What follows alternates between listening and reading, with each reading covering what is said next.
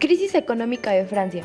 Durante los años previos a la Revolución Francesa estaba en una situación de crisis profunda a nivel social, política y económica. Francia había participado en una guerra contra Inglaterra que había terminado sin ningún ganador. La aristocracia estaba fuertemente endeudada y los abusos que habían realizado durante años habían hecho que la opinión pública sobre ellos fuera nefasta. Francia había intervenido en el conflicto de Norteamérica, lo que aún había generado más deudas. La situación de Francia, sin embargo, era ahora crítica en el plano político-económico. La etapa preliminar a la Revolución de Francia fue la Revuelta de los Privilegiados, de 1787 a 1789, que tuvo lugar cuando los ministros de la monarquía intentaron resolver la crisis económica suprimiendo los privilegios fiscales de estos. Nadie quería que le fuera quitados sus privilegios. Los miembros del Tercer Estado, muchos de ellos influenciados por el pensamiento iluminista y los folletos que propagaban las ideas de libertad e igualdad diseminados entre la población, pasaron a ser los más afectados por la crisis.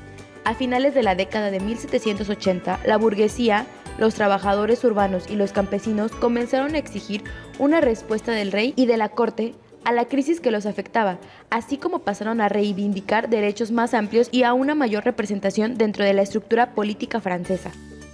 En julio de 1788 hubo la convocatoria de los Estados Generales, es decir, una reunión para deliberación sobre asuntos relacionados con la situación política de Francia. En esa convocatoria, el conflicto entre los intereses del Tercer Estado y los de la nobleza y del alto clero, que apoyaban al rey, se agudizaron. El rey entonces estableció la Asamblea de los Estados Generales el 5 de mayo de 1789, con el objetivo de decidir por el voto los rubros del país.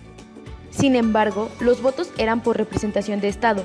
Siendo así, siempre el resultado sería 2 votos contra 1, es decir, primero y segundo contra el tercero, hecho que despertó la indignación de burgueses y trabajadores.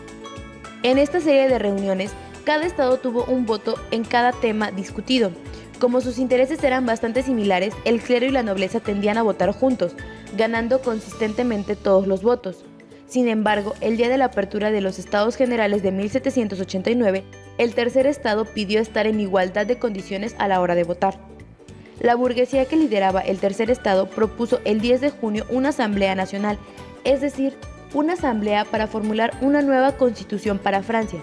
Esta propuesta no obtuvo respuesta por parte del rey, de la nobleza y del alto clero.